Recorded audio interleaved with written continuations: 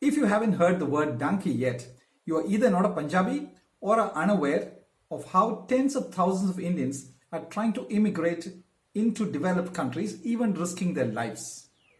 Next month, when the Shah Rukh Khan starrer Dunki releases, not just all of India, but the rest of the world will also learn the word and know about the great Indian migration mania.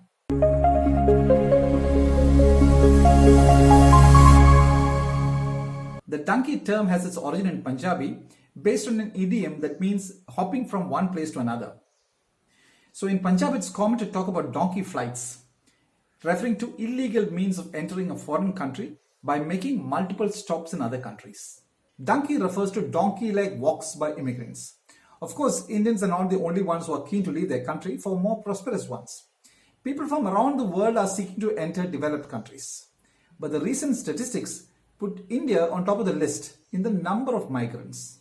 According to the OECD International Migration Outlook 2023, having replaced China as the main country of origin of new migrants to OECD countries in 2020, India maintained first place in 2021 and, according to partial data, in 2022. So we are the main country of origin of new migrants to OECD since 2020. Talk of illegal migration and Indians are a force to reckon with. The US Customs and Border Police feels the pressure directly.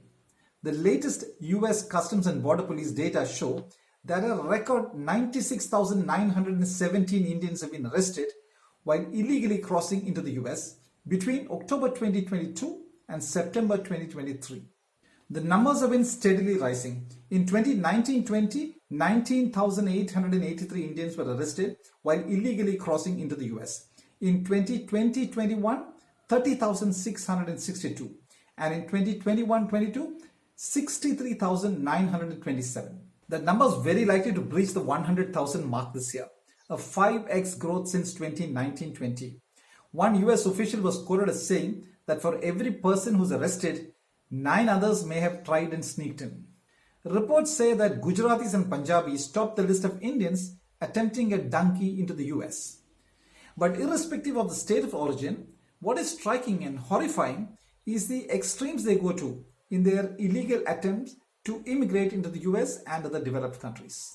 Like the case of a family of 4 from Mehsana district of Gujarat, Praveen Bhai Chowdhury and his wife Daksha Ben and their son and daughter drowning while trying to enter the US through the St. Lawrence River on the US-Canada border.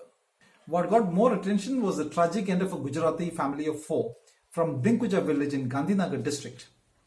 Jagdish Patel and his wife Vaishali and their 2 little children who froze to death at Manitoba on the US-Canada border.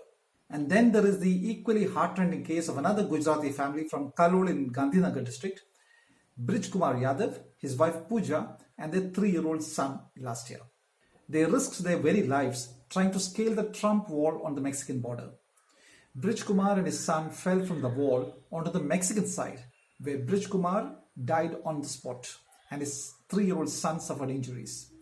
Pooja plunged 30 feet onto the US side. Absolute depths of desperation, dying to live the US dream, literally so, even if it means breaking the law. From states like Gujarat and Punjab, one an industrial and commercial powerhouse, the other a farm sector leader. But pray, why are they also desperate to leave India? Different reasons are put out on social media. Cleaner air, peer pressure, personal independence, better quality of life, casteism, communal mindset, spit culture, low pay, garbage everywhere, poor education, and some more.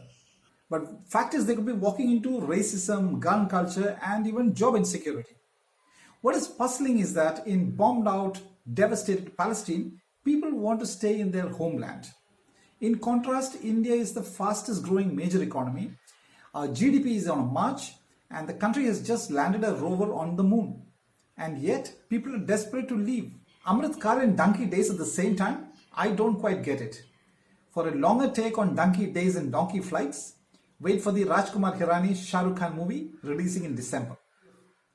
This episode of Geometric View salutes the city of Kozhikode, Kerala, which has earned the UNESCO City of Literature tag. Once a city of spices, which brought Vasco da Gama to the city 525 years ago in 1498, Kozhikode eminently deserves a tag. for its numerous publishers, 500 odd public libraries, several bookstores, and many places to hold free-flowing discussions. It was Cicero who said, if you have a library and a garden, you have everything you need. At least those in Kozhikode should not be desperate to migrate.